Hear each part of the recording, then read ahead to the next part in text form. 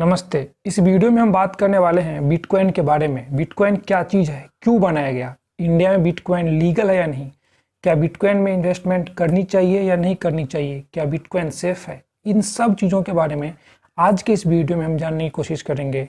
आइए जानते हैं। बिटकॉइन को यदि मैं एक सिंपल वर्ड में डिफाइन करूँ तो यह एक डिजिटल करेंसी है। अभी आप जो करेंसी देख रहे हैं जैसे रुपया, डॉलर, यूरो, पाउंड, ये सारे प्रिंटेड करेंसी है। एक करेंसी ऐसा भी होता है जिसे आप नहीं देख सकते हैं, नहीं छू सकते हैं। ये सिर्फ इलेक्ट्रॉनिकली स्टोर होती है किसी भी स्टोरेज मीडिया में, जिसका नाम है बिटकॉइन। ये ना ही कॉइन है ना ही नोट है, ये एक वर्चुअल करेंसी है।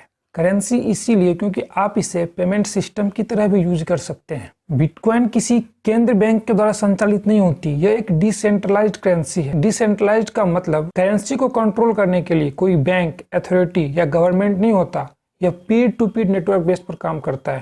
कंप्यूटर नेटवर्किंग पर भुगतान हेतु इसे निर्मित किया गया है।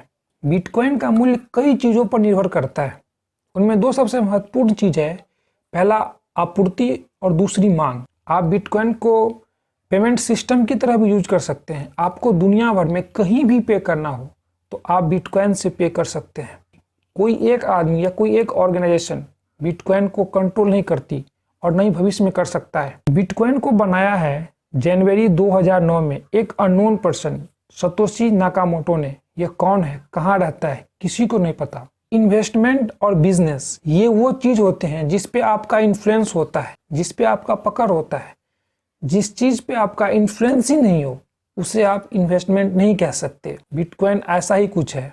कई इन्वेस्टर का मानना है कि क्रिप्टो करेंसी हायर रिस्क और हायर रिटर्न की पॉलिसी है। इससे ज़्यादा रिटर्न किसी में नहीं है और इससे ज़्यादा रिस्क भी किसी में नहीं है। इंडिया में बिटकॉइन को लीगल टेंडर नहीं माना जाता है। इंडिया में आप बिटकॉइन से पे नहीं कर सकते।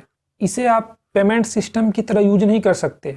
यदि आप इंडिया में कुछ सामान खरीदते हैं तो आप बिटकॉइन से पे नहीं कर सकते। बिटकॉइन के यूज पर गवर्नमेंट आपको डिस्करेज करेगी क्योंकि इसका इस्तेमाल black marketing, money laundering, hackers, terrorist, illegal activities में हो रही है।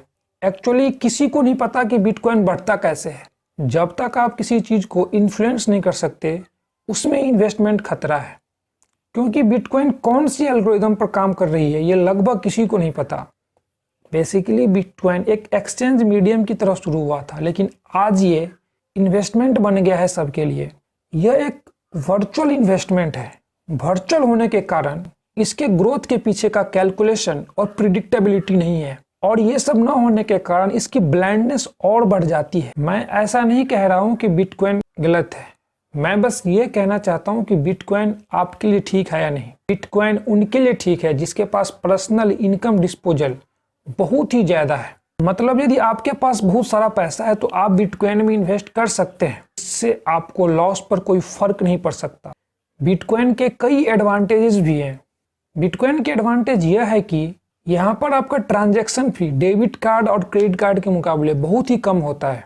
बिटकॉइन को आप दुनिया भर में कभी भी और किसी भी टाइम बिना किसी परेशानी से भेज सकते हैं। अगर आप बिटकॉइन में लॉन्ग टर्म के लिए इन्वेस्टमेंट करना चाहते हैं तो आपको बहुत फायदा हो सकता है, क्योंकि ऐसा रिकॉर्ड देखा गया है कि बिटकॉइन का प्राइस दिन पे दिन बढ़ता ही जा रहा है।